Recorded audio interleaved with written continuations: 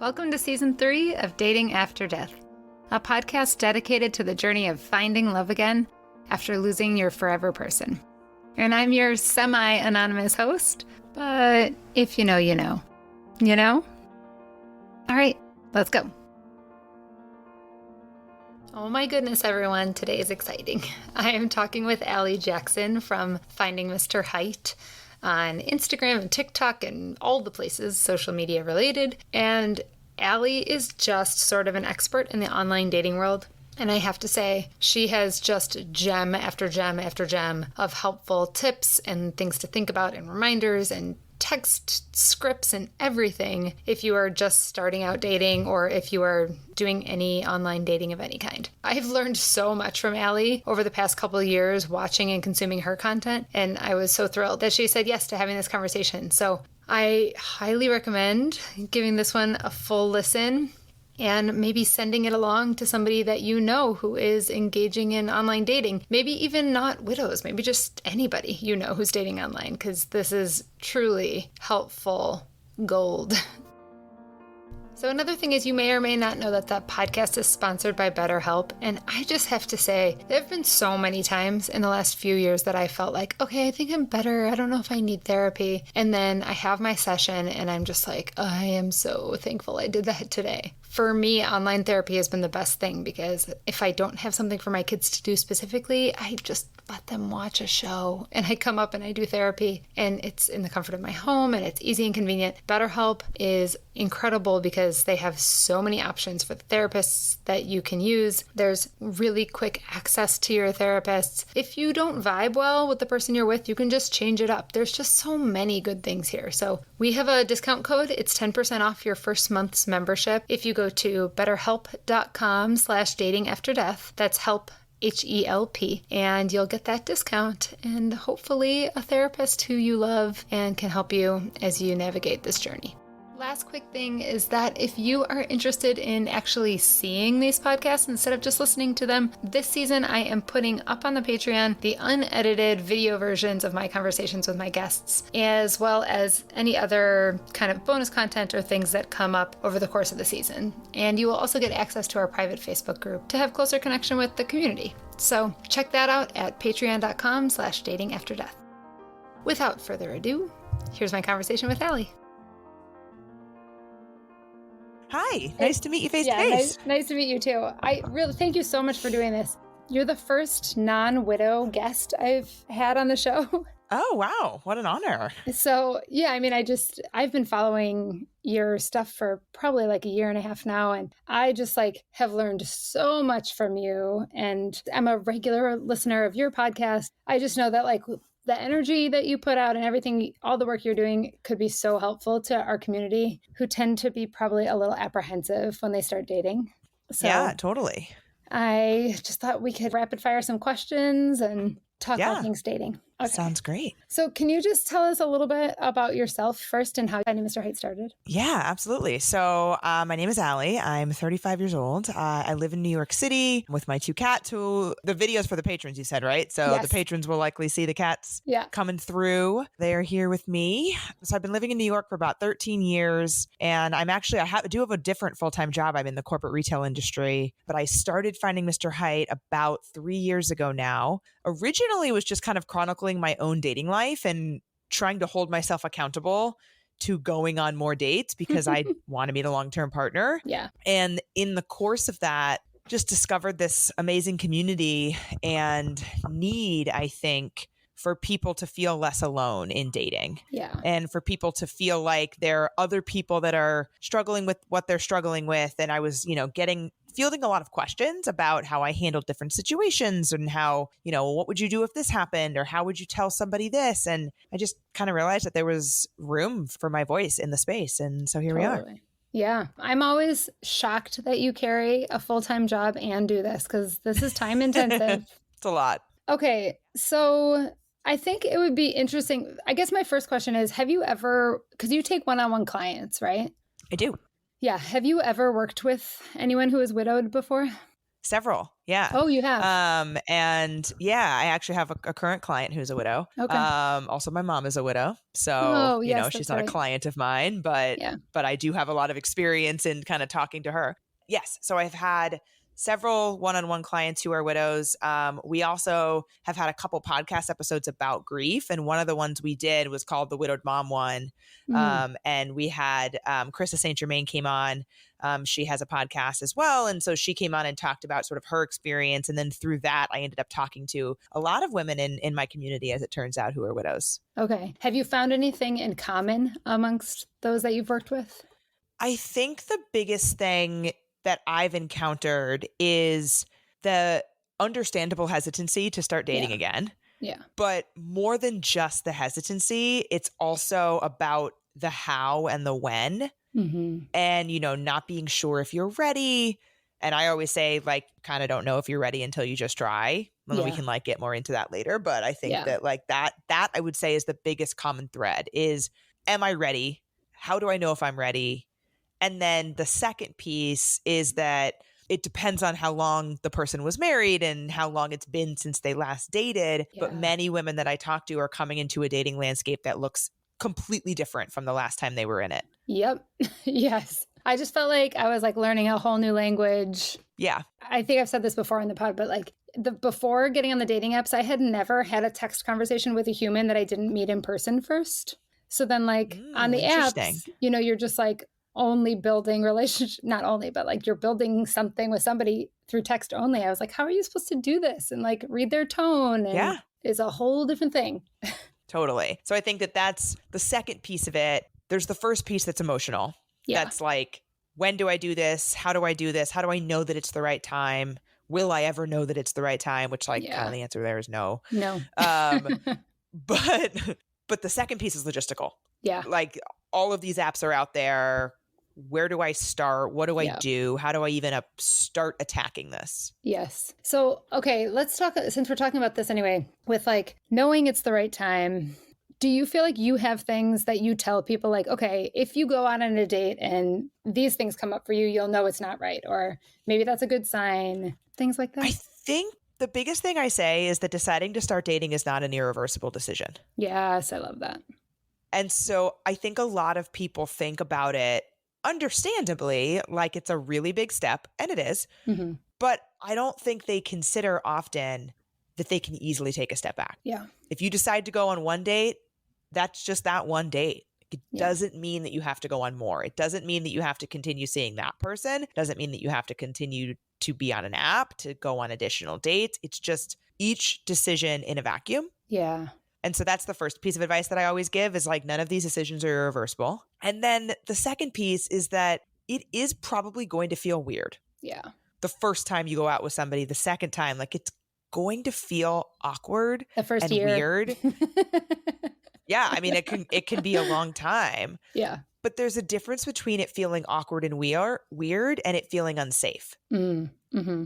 And by that, I mean emotionally unsafe. Hopefully it doesn't feel physically unsafe. But I think there's a lot to getting in touch with how your body is feeling and what it's telling you to try to understand, is this just, first time nerves? I'm just a little anxious about getting back out there again. Or is this my body telling me that I am not emotionally prepared for this? Yeah. Yeah, I think I had like a couple distinct situations where when I first started dating, I was pretty excited, actually. I was just like, okay, I'm ready for something fun in my life and some joy again. And so I went on some dates and pretty much made out with every guy I went on a date with because I was just like I could use to be kissed. But they all felt like really good, like a lot of not right matches, but they felt good. Yeah. And then like a year and a half later, I went on some dates and I was just like, oh, I can tell my heart's not in a place for this. It seemed pretty distinct to me, the difference between like, this is new and awkward versus this is not, I can't.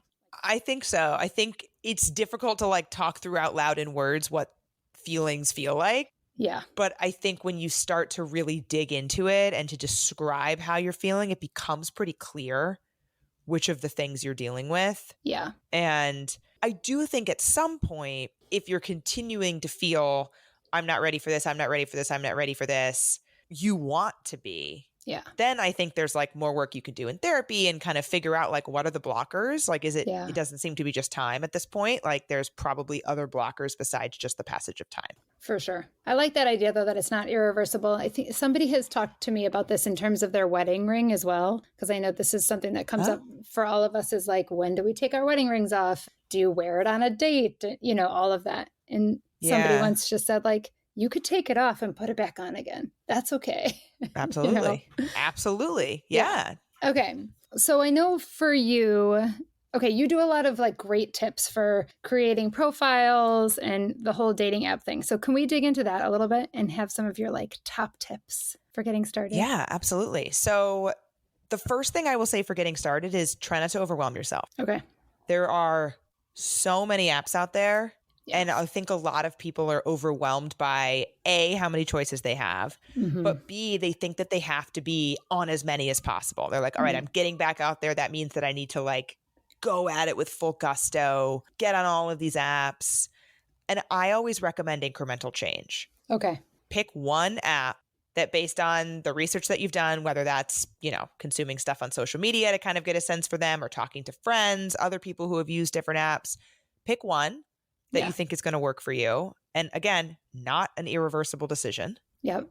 And try that one so that you only have one thing to focus on and you're not overwhelming yourself from the jump. Yes. Okay. I love that advice. So I've also heard, and I'm interested because I feel like you know some like behind the scenes stuff about apps, like algorithm-y stuff. A lot of the women I talk to like to do this thing where they create sort of like a fake profile, a picture of nature, so that they can look at who's out there, right? And just kind of swipe through. Interesting. Because they're not ready to be like out, but they're just like, I'm curious what the field looks like. I think that's a thing, and people do that. That's okay. But I also know that like the apps sort of, there's a bonus to starting, and that they sort of push out more when you start your profile and all that. Is that true? It is. Yeah. Okay. And I think it's because, and apps will say that they do this, like they want new users to get pushed out there for two different reasons. One, because they want people who are new to have good experiences. Yeah. Because if you're just joining their app, they want you to see good people. They want you to have a good experience. And then the second piece is that they want the people that are already on the app to see, oh, there's new people coming into the pool. Yeah. So there's sort of two reasons why they would push new profiles forward. So I really do not recommend having that sort of fake profile approach if you are then going to turn that profile into your real profile. So maybe, and I don't necessarily recommend doing this, but like maybe if you had another phone number or a different email address and you wanted to create an account that would then be fully unrelated to the one you eventually use. Yeah.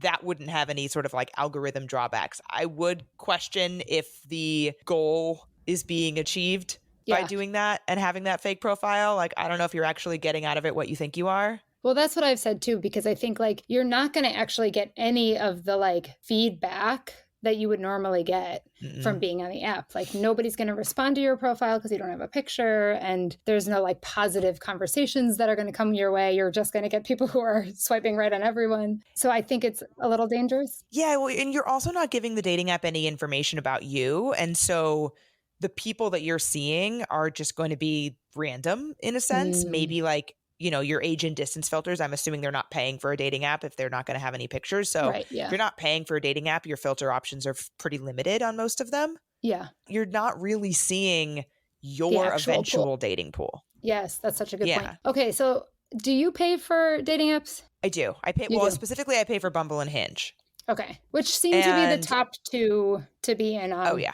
Okay. Pretty much any age group, unless you're like in your 70s. Oh, really? You think even like I would say Bumble and Hinge are my two favorite. Yeah.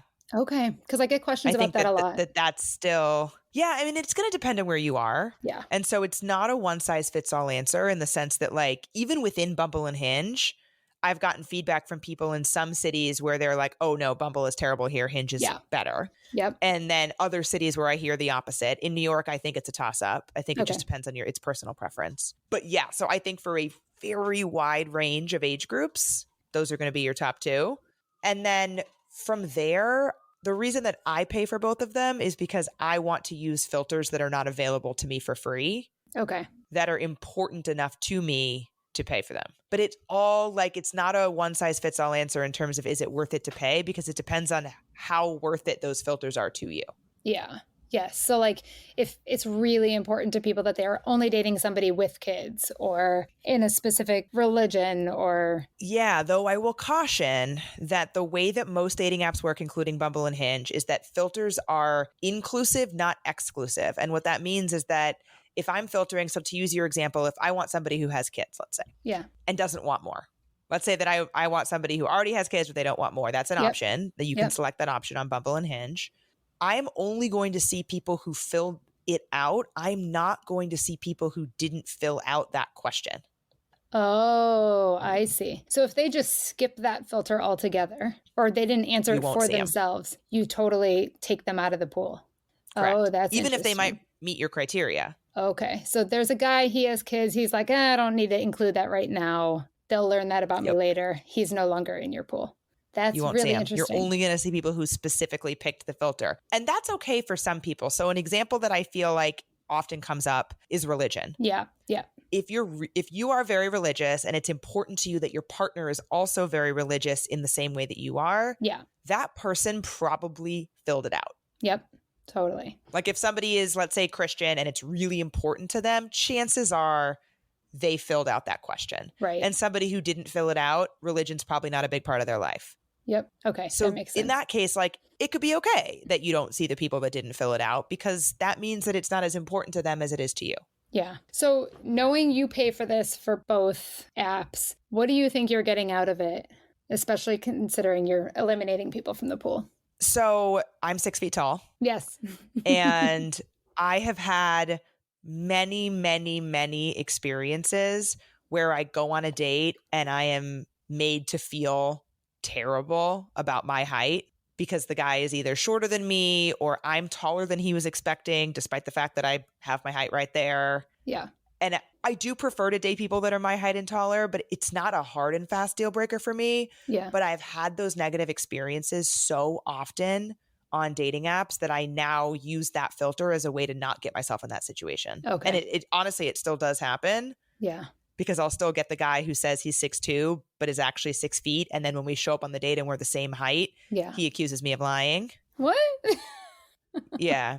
But it doesn't happen nearly as often as it used to. Okay. Before I started using the height filter. Because typically, like, once you're over 6 feet, like, you're not generally lying. Yeah. Right. Because they don't need to. Because, yeah, exactly. Yeah. I don't think anybody needs to or should, but I've just had that negative experience so many times that it's now like a protective measure for myself. And if a guy does not fill out height, I won't see him. Yeah. However, that's probably not somebody that I wanted to go out with anyway. Right. Just based on my experience. Yes. And I think you could correct me if I'm wrong, but it does seem to me that men tend to up their height a little bit so that they don't get lost in people's filters. Yes. Yeah. Okay. And I understand why they do that. But at the same time, it probably doesn't matter that much for most women because like most women aren't going to be able to tell, like, because most women are shorter, right? Like, right. So like, let's say you're 5'6". You probably don't know the difference between 6'1" and 6'2". Right. Or 6 feet and 6'1". Right. But when he shows up on the date and we're eye level. Yes. And now he's upset. Right. Or I'm not taller. Everybody, but Yeah. Yeah. Or I'm taller than him. Yeah. So, and this is certainly not everybody, but it was enough people. Yeah. That it was giving me like a pretty significant negative experience. Okay. All right. So this leads into actually creating your profile in a way that like, okay, I'm ready to go. I'm looking for what I'm looking for. What are your big tips? So I think in general, the very first thing that I always recommend, so we'll start with pictures and then we'll talk about profile. So the very first thing that I recommend with pictures is that your first picture needs to be your face. Yeah. Like head and shoulders. I'm going to use the word headshot, but I don't actually mean professional headshot. Yeah. But like if you think about the amount of you that you can see in your professional headshot, like that's what I'm talking about. And you got to be smiling. Yes.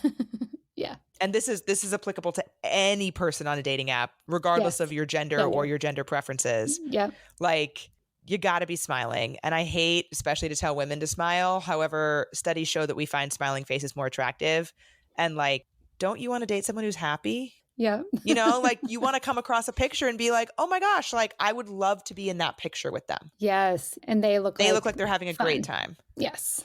Yeah. Exactly. And obviously you're not going to be sunny and smiley all the time. Right. But like this is your cover to your book. That's right. You're showing your best. Yeah. So like that's your first picture. And then I like to have like a smattering of different types of pictures after that. So you might have, you know, one that's full body. You might have one that's like you doing an activity that you love. Or, you know, if you like to travel, you might have one that's like clearly in some destination, you know, a few different kind of like these are all the versions of me that you might get to hang out with. Yes, I love that. And I felt like it was really important to have full body. And I actually felt like I picked a full body picture that I don't specifically love of my body. I was like, this isn't like, oh, really? I don't look my hottest in this picture because I felt like, I mean, it was like a picture of me on my bike. And so you could see my whole body, but I'm like in my spandex and not the most flattering. But I was like, okay, if the guy likes that I'm biking and he's fine with the way my body looks there, then I feel confident going into the date. He knows what he's getting and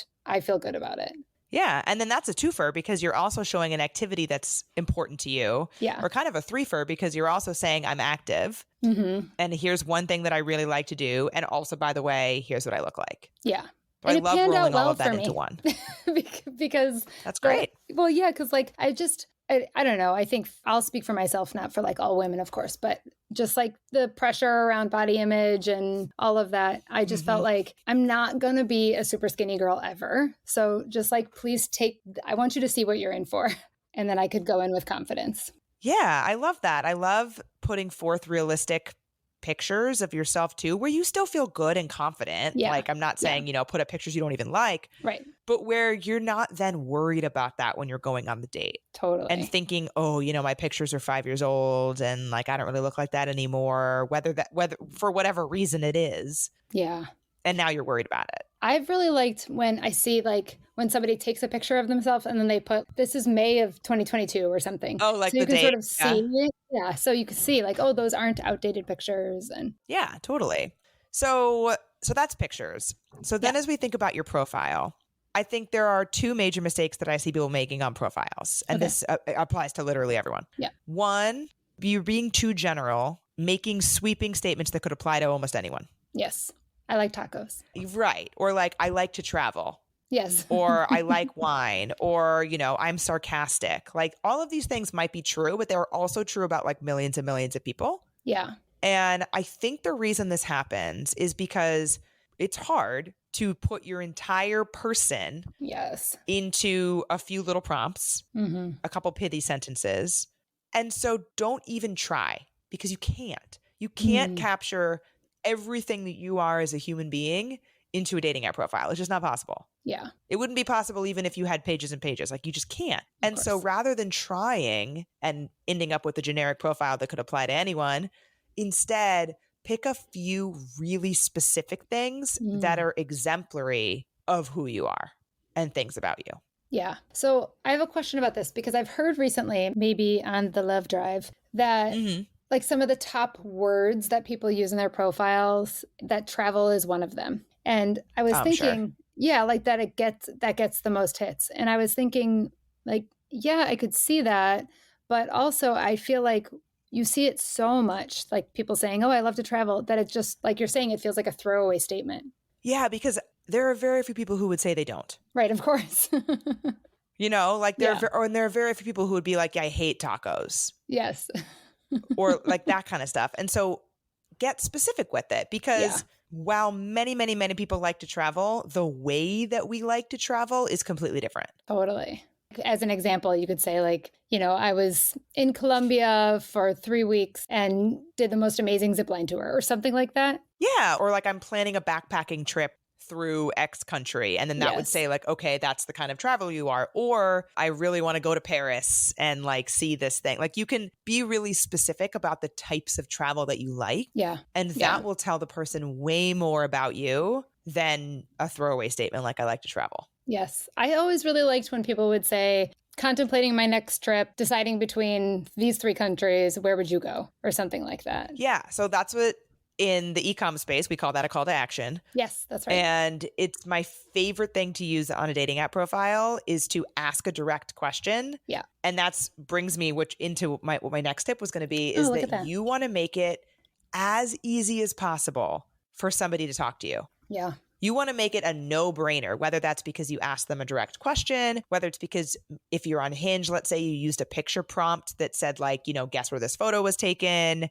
You want to make it so it just is so easy for them to say something to you because you've given them so much material and things to say. I find it like so frustrating when somebody has like a very appealing profile, but then there's nothing to comment on. I'm like, ugh. Exactly. Like they're so general that I'm like, I don't know what to say to even be clever or cute. Exactly. So that's where we have to think about that in reverse. Yeah. And like look at your profile with a critical eye and say, okay, if I was reading, there's my cat.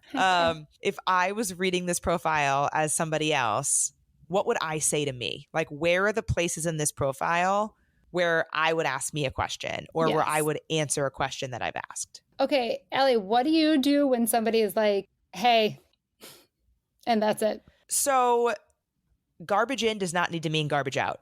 Ooh, say more about that. Just because somebody starts a conversation in a boring way does not mean that you have to continue it in a boring way. Okay. And so what I like to do if somebody says that is to take one step further in my tone. So if they say, hey, I might say like, hey, so-and-so, ! How's your week going? Yeah. I'm not doing so much that I'm now going 90 when they've gone 0. Okay. But I am stepping it up a bit from where they were at and hoping that they'll then meet me there and then we can continue to build. Okay. Would you ever go and look at their profile and like ask a question about that? Or does that feel like too much? Yeah, sure. Okay. No, I think that's fine. I mean, you probably are going to do that anyway. Like you're probably going to go look at their profile anyway after they message you. Right, of course. And hopefully they have a profile that we're talking about that's going to be really easy for you to pick something out to comment on. And then, yeah, absolutely. If there's something that jumps out at you that doesn't take you, a ton of time to shoot back a question, absolutely. Yeah. And then from there, now we're thinking about, is this person matching my investment in this conversation or am I continuing to have to do all the heavy lifting? Yes. Yes. Okay. And then when you sort of realize that like, oh, the conversation's dying out or it feels like we've lulled, whatever, do you let things fizzle or do you say something to end it? So in this scenario, do I want to go on a date with this person? Oh, I maybe like initially, I'm just trying to think back of when I was like messaging multiple people. And I feel like there would be times where initially you're like excited about somebody, but then they can't really carry a conversation. And then you're like, forget it. Got it. Okay. So it's not that the conversation has lulled. It's that they like were never really in it. Yeah. Or like this didn't have the same energy. It's not like you were having a good conversation. Yes. Yeah. Okay. Or I don't know. In that case, I think, different answer. So the first situation, if you feel like, you know what, this isn't my person, like I'm giving stuff out and they're not sending anything back. Yeah. And I'm just feeling like they're not invested in talking to me. Yeah. I don't think there's any need to say anything. Okay. I think we just move on. Yep. Okay, cool. Agreed. I don't recommend unmatching. I leave people in purgatory. Mm-hmm. Just in case they come back around? Well, no, it's because if you do unmatch them, they could come back into your queue. And then you might end up having the same exact thing happen again because you don't remember it's the guy that stopped talking. Okay. That's funny. Like there's truly no downside to leaving people in your conversations. Right. Like there's absolutely no downside to having open conversations besides like your own desire to have inbox 0. Okay. Yeah. So like get over that and just leave people there. Okay. But in the second scenario where you did have a good conversation, but it kind of comes to a lull, then I would ask them on a date. Okay. Yeah. Good. So because I feel like from listening to you, you do a lot of the date asking. Is that true? No, I don't think that's true. Oh, okay. I am not afraid to do date asking. Yes. But I wouldn't frame it as I do most of it. Okay. But it happens relatively quickly. Oh, yeah. Yeah. Which I really like. Yeah. I think I really don't like talking to somebody a whole lot before we end up going out because I don't want to build up this idea in their head of who I think they are before we've ever met in person. Yep. I had that happen a few times. It was so bad. It's like the analogy that I like to use is when you really like a book and then you go and see the movie And even if the movie's not objectively bad, you're disappointed because it's not what you pictured when you read the book. Yeah. And even like hearing somebody's voice sometimes I don't know, like Totally. I had this whole image of this guy once, and within 3 seconds of seeing him in person, I was like, shit. Yeah, I messed that up. I've been there. Yeah. We talked too much. Yeah. And so that's why I like to get on dates sooner. And I like I said, I'm not afraid to ask somebody on a date. What I do a lot, though, is start talking about a date. Okay. So you'll insinuate that you want to go on a date. Or blatantly say it. Okay. Say things like, oh, so, like that's a great story, but it's better in person. Or like, oh, well, I'll have to tell you more about that on our first date. Okay. Yeah. And like, then it's like you are making it safe for them to ask you because you're going to say yes. I love that. So let's talk about when you're actually on a date.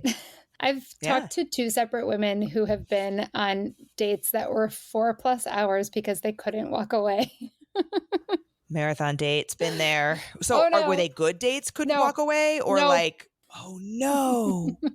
It wasn't like we were loving it so much. It was like they just felt like they couldn't end it, or they didn't want to be rude, Oh man, that's a long time to spend with someone you don't want to spend time with. So long. I know. So I guess the question is like, what do you do on a date that you recognize pretty quickly is not for you? So Erica and I actually talked about this on the most recent pod that came out this week. Is like, how long do you owe someone? I'm putting O in quotes. Yes. On a first date. Mm-hmm. Let me start by saying that I am, from the advice that I'm about to give, is referring to situations where there's no safety concern. Yeah. This person has not been rude. Yeah. Everything, like they're nice. It's just not your person. You're not having a good time. Yeah. If that's not the case, like get out. Leave immediately. Like get out. Like you don't owe this person anything. Yeah. I think you don't owe somebody a reason to leave. I think a lot of people think that they have to have a reason why they're ending a date. Like, it can't just be like, okay, I should get going now. Like there has to be like, oh, I have an appointment, or I have to go walk my dog, or they think they need a reason, and you just don't. Okay. So can you like give us, like, how would you say that if you're out on a date and you're ready to go? So I think it's important to identify a natural stopping point. Yeah. So that it doesn't feel abrupt, because this is just my opinion. If somebody is a generally kind person, I think you do owe them that kindness in return to make it not seem like you're like trying to get the hell out as soon as humanly possible. Right. Because they haven't done anything wrong. A lot of people. Exactly. And a lot of people will say like, oh, like you don't owe them anything. And like, guess technically that's true, but what's an hour of your time in the grand scheme of things, really? Right. Yeah. And this is the risk you take dating. 100%. And like, is it really going to be that much better if you leave after 30 minutes versus 60? You're going to be fine. Yeah. So I do think that finding a natural stopping point is important. So like, let's say you're out to drinks. Yeah. That natural stopping point is when the server or bartender or whomever asks if you want to order another one, and you be ready to immediately say, before they say anything, I'm okay, thank you. And they're like, I should really be getting home. Okay. Yeah. It's simple and like clear. Yeah. You don't owe them a reason why you want to leave. Yeah. Okay. Next question, which is something I had so much trouble with, is at the end of a date like this, where I know I don't really want to see this person again, but then you're parting, like, what do you say on the goodbye? Because I, like, a few times I accidentally would say like, oh, we should do this again, even though I didn't mean it. So my go-to is, it was so great to meet you. Have a great night. Okay. That's good. Nice and I simple. like have that, or like whatever feels authentic to you, but like, like this was fun. Have a great night. Okay. Or like, it was nice meeting you. Have a great night. And have rehearsed in your mind whatever phrase you want to be the thing that you say when you don't want to see them again. Yeah. So that you don't even have to think about it. And that's just the thing you say. Now, sometimes the other person will put you on the spot. Yeah. And especially as women who date men, I understand the in-person lie in that situation. Okay. Because I think that there's like a little bit of a safety concern there. Like you don't know how somebody's going to react to being turned down. Yeah.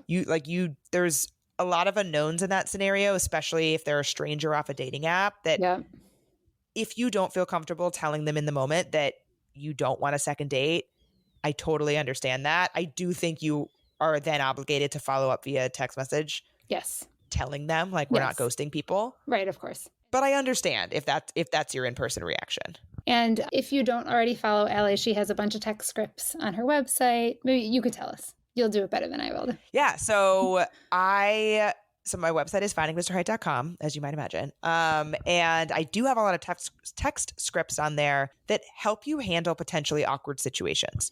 So whether that is telling someone you don't want to go on another date with them, asking somebody about their communication patterns, maybe you felt them pulling away, telling somebody that whatever they're saying makes you a little bit uncomfortable. Lots of different ones. I have over a dozen. And I started to write them because I realized that there's so much anxiety and nerves that go into having difficult conversations. Yeah. And one of the things that can help that is to have the words there for you. Yeah. I really like that. Speaking of anxiety and nerves, I think the number one question that comes up for those of us in the widow community is whether or not to put that we are widowed on our dating app or on our profile. And everybody sort of handles it differently, but I'm wondering what your thoughts are. I think it is totally valid however you want to handle it. Yeah. That being said, I recommend not putting it. Oh, interesting. Why? Because I don't think you owe anybody that information. And I don't think that it actually gives them any information because it's not a one-size-fits-all situation.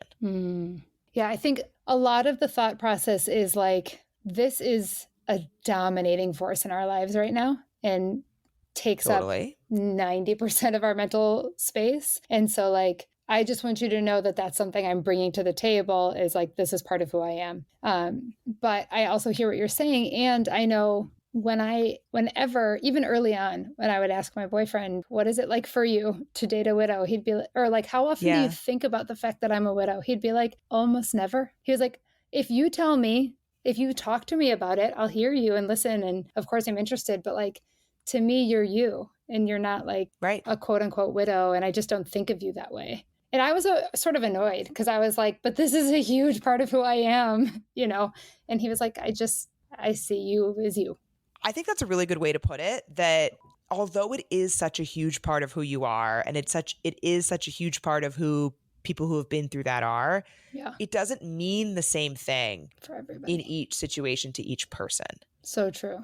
And so I think that with a lot of major life experiences that we might bring up, at some point during dating, there's so much of it that's about the context that you provide someone when you tell them. Yeah. And them being face to face with you to kind of hear what you're saying and absorb what you're saying. And also for you to feel like it's your story to tell in that way and not, one word on a dating app profile that now defines you. Yeah. I did also find this was just my preference to tell people, like if we were going to go out on a date, I liked to tell them before meeting in person so that they didn't have to have that awkward moment of like sitting across the table or at the bar or whatever with me and being like, oh shit, now what do I say? Because it is a hard moment, I think, to hear like, oh yeah, my husband died a year ago or 2 years ago or whatever it was. And like, how do they react to that, especially on a first date and the vibes? And I understand that approach tricky. As well. Yeah. That's why I think it's like, there's no right answer.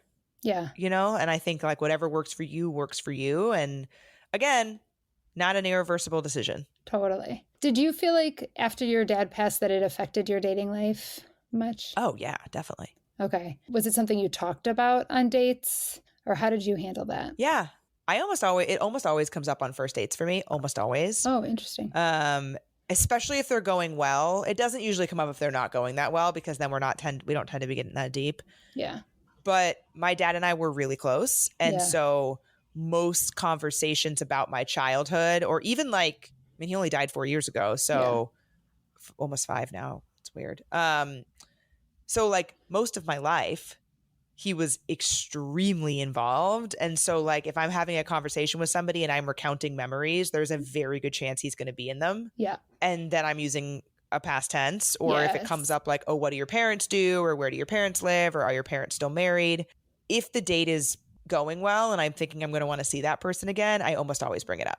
Okay. Yeah. And that, similarly, I know we sort of say the same thing where it's like all of my adult memories are with my husband, up until when I started dating, it was like everything I had to say was with him. So it was like, I would tell these stories and I'd be like, we did this and we did that and we did this, which I'm sure is new to people who aren't used to dating a widow. Because like, I don't know if people who are divorced talk about their stories in the same way. I don't know. Probably not. Yeah. Because it's like they don't want that person to be an active part of their life still, whereas we do. So it's just an interesting Like it wasn't dynamic. your choice to, not that it's everybody's choice to get divorced either, but like, it's different, obviously. For sure. Okay, 2 more. So can we just do like a quick rundown of safety tips for people who are just starting? Totally. Yes. So 1, think about, as you're just thinking about crafting your profile, there is a place for you to say what you do for work. Mm-hmm. Think about what you're putting there, because you get to type that in. It used to pull directly from like your LinkedIn or your Facebook, but now most dating apps, you're typing that in directly. Okay. It might give you like a default, but then you get to override it. Think about if you Google your first name that they're going to have with that job title, are they going to be able to find you? Yeah. And if the answer is yes, let's get more vague. Okay. I like that. So, and I wouldn't put your company name either for the same reason. But like, so mine says like vice president at retail. Okay, perfect. Like it's very vague. And honestly, you could probably still figure it out if you really were trying. Yeah. But like, if you're really trying, you can also reverse image search. So like, there's only so much you can do. Right. So that's number 1. The second thing is that just in terms of your profile, specifically Bumble is very specific about your location. Oh, okay. And so if you live, I've had a couple clients who live in really small towns and they're the only ones with their first names in those towns. Oh. And if you Google their first name and the place that Bumble says they are, you will find their address.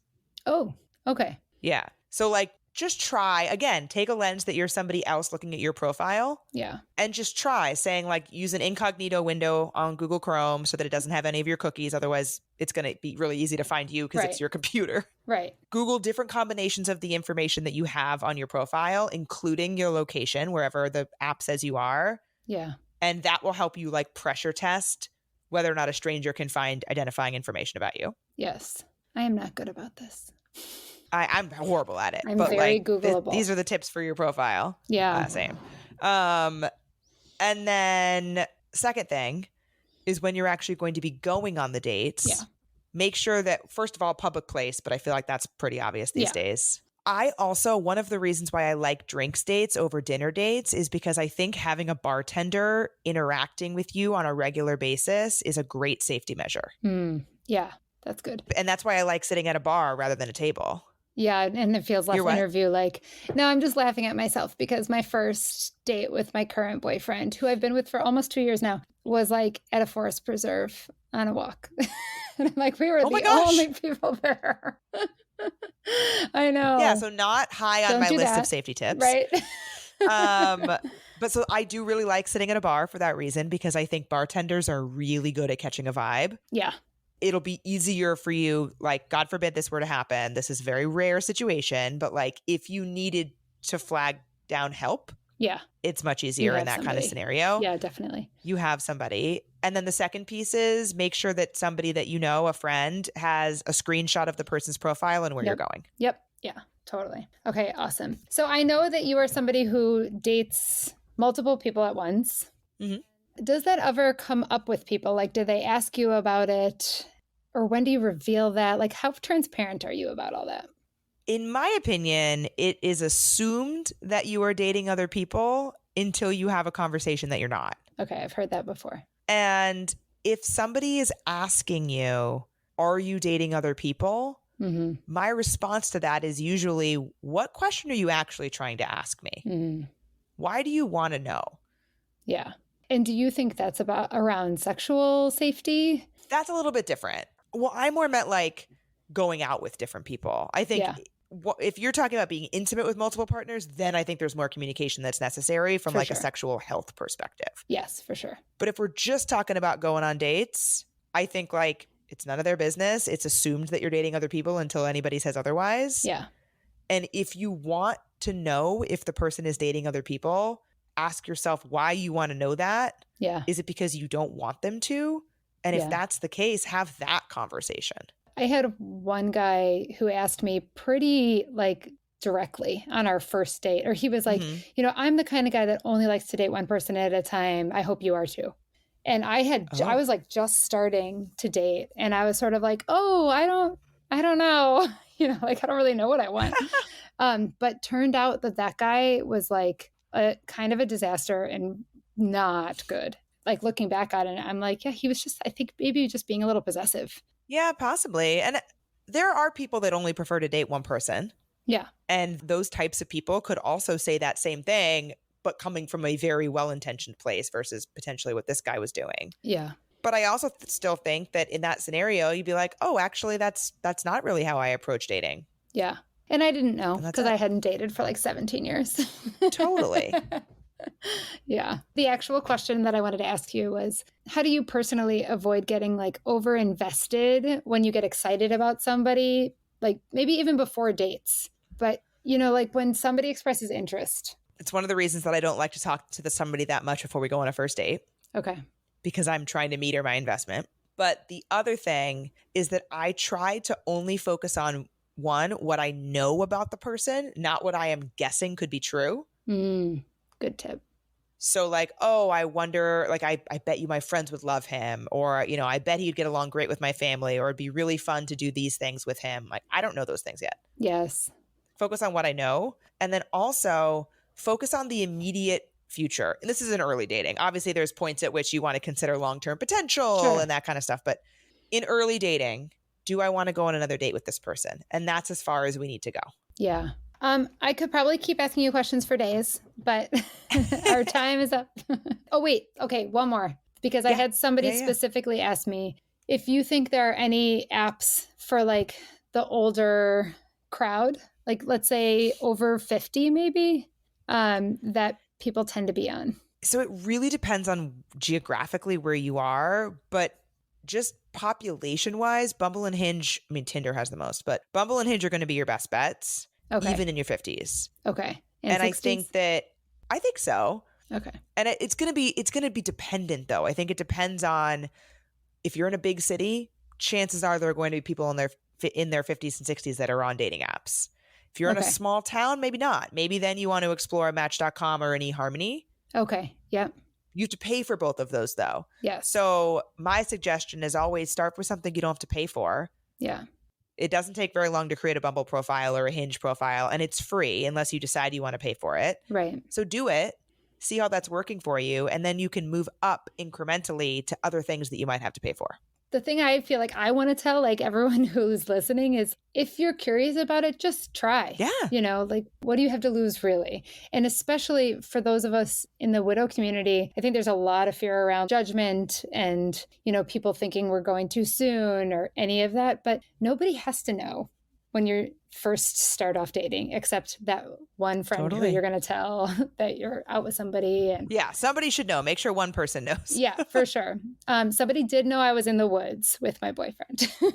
At least I had that. But yeah, I mean, I think there's like we could just get really caught up in like our anxiety and fear, for so long. This is very much my personality, but I just want to tell people like, just do it. Just try, if it doesn't go great, you can try again later. Yeah, it's not an irreversible decision, like we said.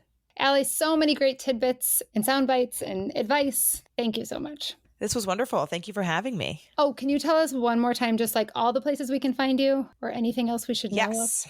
So I am on social media, TikTok, Instagram, YouTube, Facebook, although TikTok and Instagram I'm most active, and technically Twitter, at Finding Mr. Height. And then, like I mentioned earlier, my website is findingmrheight.com. That's where you'll find all of my text scripts, or if you want to work with me, all that info's there.